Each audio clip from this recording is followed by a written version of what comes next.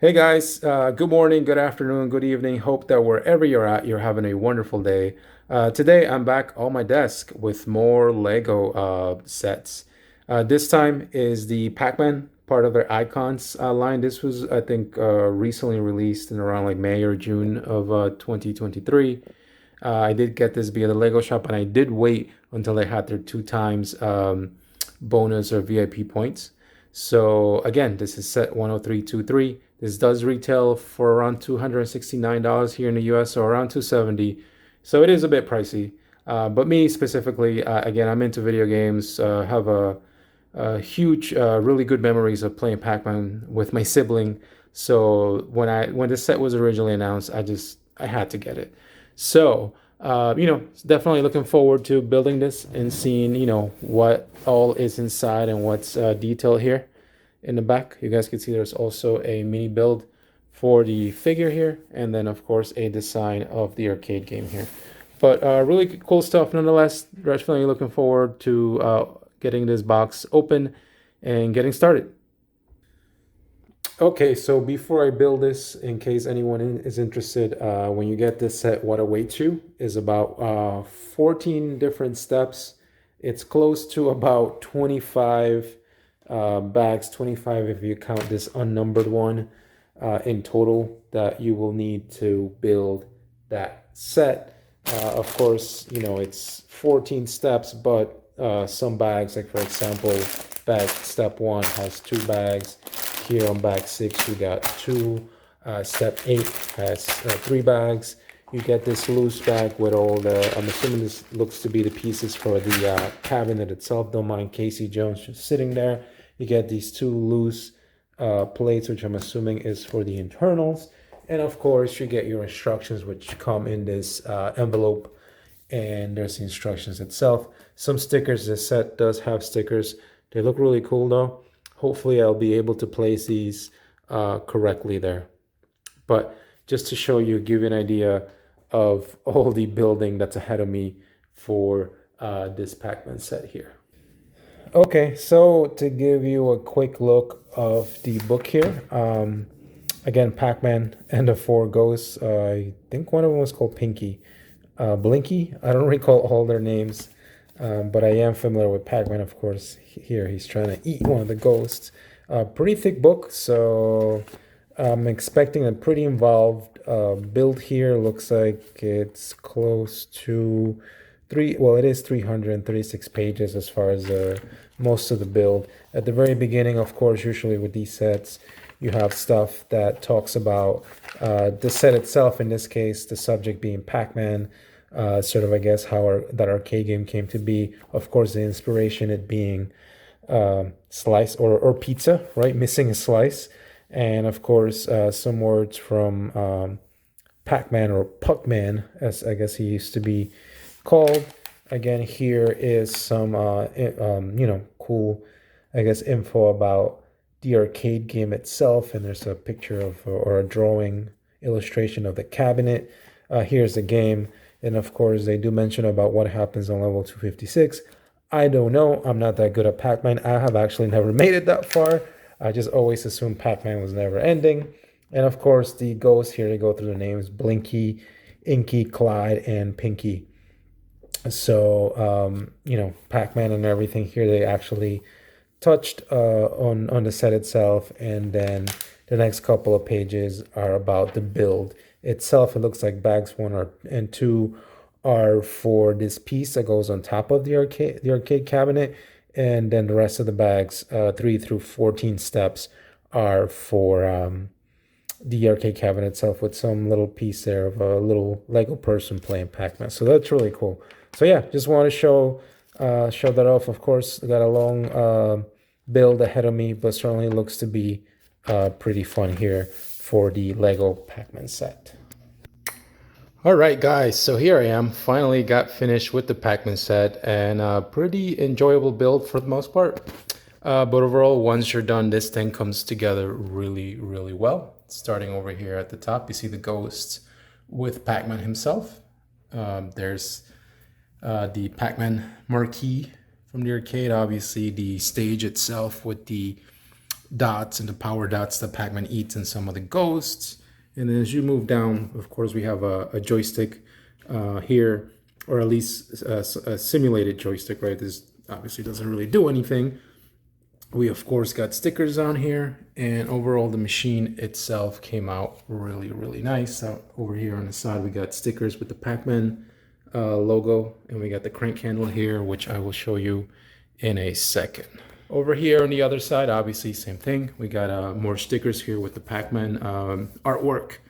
And back here, you guys could see the ghost again, but obviously this is once Pac-Man eats the power pellets, the ghosts turn blue and he can eat them.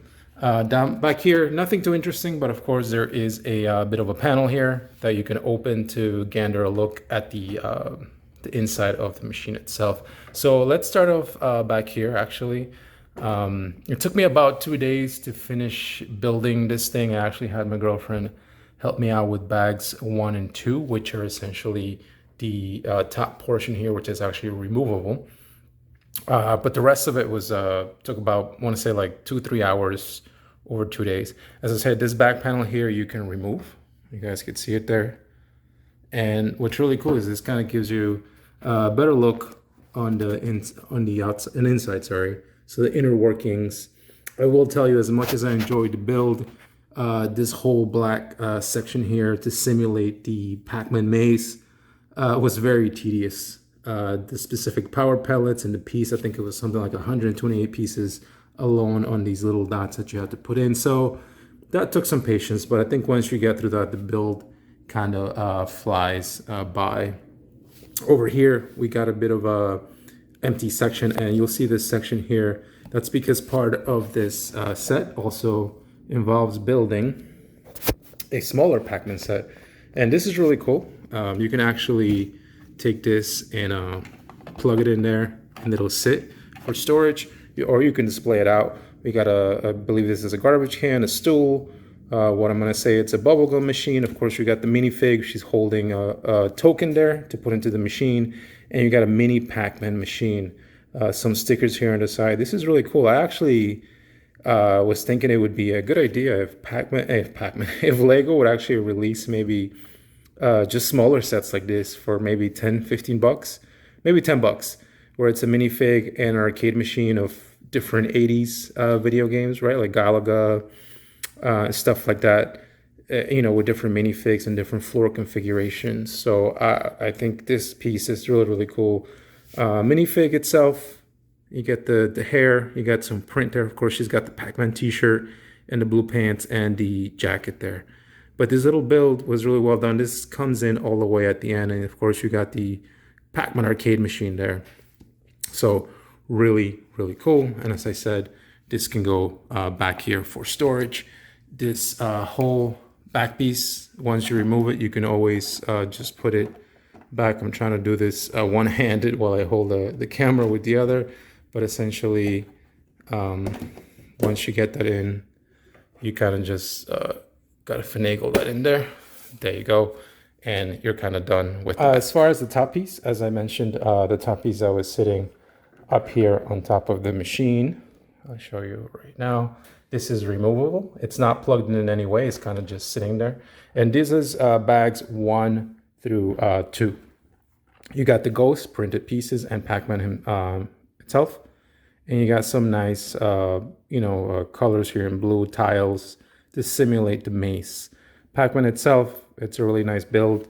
The Ghost came out really nice, so that's a plus. And I guess an aspect of this set here, as I showed you, is this handle here. So essentially, once you push this in, it makes the Ghost kind of move around. There's a whole gear mechanism and a rubber band that you have to put in here to make this work. But essentially, these are the Ghosts chasing Pac-Man. And of course, after he eats the power pellet, you press the handle here on the back, you press it in, and it turns the Ghost around to simulate now Pac-Man chasing the Ghost. So this is really, really cool. And of course, you don't have to display this on top of the arcade machine here. You can separate it. You can display this off to the side. So that's really, really cool. This is a really nice build. One thing I wanted to note, as I mentioned, I had my girlfriend help me with bags 1 and 2, and I started with bags 3. There is a step here in the book where essentially you have to put the whole base together here, and you get to this step where you have to use these pieces to align the where the ghost and where Pac-Man sits. Because I was moving at a much quicker pace than my girlfriend was, these pieces specifically are also used in a later step in bag 3, where you have to use those pink pieces. And as you guys can see here, so here on once you're on bag 3, it shows you take one of these longer tan tiles from bag 1, and same thing here on bag 3. They tell you to take out, I'll show you right now. Okay, so here we go. Right. Here we go. So right here it also tells you take the red and the pink pieces out of bag 1. As I said, I was moving at a much quicker pace, so I got to this part and I said, hey, I need the part from your bag, and I took them. So what happened is I was way ahead, and once you got to this part, we were trying to figure out, well, what happened? Did we get shorted? Did we not have enough pieces? And we realized, well, obviously these are not used necessarily in the build. They're only used to align these pieces, and then you can use them for the subsequent steps. So just something to keep in mind. Obviously, if you're building this by yourself, you'll go in order and you won't have this issue. But if you're building with someone else and you're building much quicker, you may want to give them a chance to get caught up to this step in page 57 of the booklet so they can get this alignment done. We ended up using other pieces to get that done. But other than that, the build itself was pretty awesome. On to the machine itself here. As I mentioned, the marquee here, this is really awesome. It's printed, so that's really cool. I really wish the other part that I will show you in a second were printed, but this is all printed, so that's really, really nice. Starting up here on the top, you've got some elements that you can interact with. You've got the 1-up and a high score, and there is a bit of a gear here where my finger's at, where you can move the score, and there's like 4 or 5 different scores in order for you to be able to get that 1-up. So that's really cool that they've included these, right? So if you want to get a 1-up, you need 10,275 points. You got the high score sticker here, and of course you got the mace. The innards of this thing, as I mentioned earlier, were very tedious. There's these, I don't know if you guys could see them there. There's these little chains that you have to build piece by piece. That wasn't too bad, but just getting all these little power pellets in place was a bit tedious. Once you get past that, though, it's pretty cool. And I think again it's well done there. As I mentioned here, you've got some of your lives, your Pac-Man lives, and you've got the joystick pretty well done. This does nothing other than you can move it, right? You can interact with it, but it really doesn't do anything. There are some, I guess, rubber parts there that kind of give it a bit of a squishy feeling. Over here, we've got stickers, which I wish we could have gotten these as printed pieces, but it is what it is. They do look really nice, and I was able to get them in as straight as possible. Over here, this first button here does nothing. It's just kind of in place. These are your press start button, essentially. But this one back here, it does have a lighted piece. So when you press this button here, you get the light up here. Obviously, this is to put in your 25 cents or your quarter to play the game. This is a clear piece with a sticker, and there is a lighted piece there that makes a connection when you press. So that's really, really cool. I wish when I saw this light up that perhaps they could have done maybe something similar up top here with some lighted pieces, but it's nothing that detracts from the set. Now, as I taking you over here on the side, you do see a crank. So that crank is to sort of give you a similar play feature as we had with the NES, with the Lego NES set, if you're familiar with that. So essentially, when you turn this, the Pac-Man pieces move, which is really cool. So you turn this, Pac-Man sort of goes around there and moves. So that's really nice. Again, you got the pellets and then the power pellets, and you got Pac-Man, you got the cherry piece, you got the ghost here ready to go out. So he just moved back and forth. So again, you do that and he goes all the way around. So that is really cool. I think obviously, you know, as a display piece is really nice, and this set for me is more nostalgia, but I definitely like this. Of course, you got the cherry here. One of the things that I did run into once I was done building this whole section together, my crank mechanism here would get stuck. And what I realized is that the chain down here was hitting something because it eventually came loose. So I had to take apart this section in order to make sure there was nothing obstructing it in the way, and then everything kind of flowed freely from then on. But really cool. Of course, right here, as I said, these are all stickers, which again, I would have preferred printed pieces, but it is what it is. But again, I was able to get these as straight as possible, so that's really nice. And they do kind of blend in, at least to my eye, really well with the rest of the yellow pieces. So there's not anything that sticks out too much. And then the same thing on this side here. You've got yellow. But yeah, overall, I am really happy with this. I think I'm going to display it next to my Lego NES set. And I think overall, for me, I really hope they make more. I know they made a Atari one, but for me, the NES is as far back as I go. The Atari, for me, was like way past my time. So that one didn't really speak to me. I don't plan on getting that one, but this one did. Obviously, I think if you grew up in the 80s, Pac-Man was a game that you were very familiar with. But I think overall, this is a really, really nice display piece, and it's got some nice playability overall. So anyway, if I missed anything, certainly please let me know if you have any questions. Certainly happy to help. Hopefully you got something out of the video, but if not, and you made it to the end, again, thank you so much for your very valuable time. You're awesome, and I will catch you next time. Take care.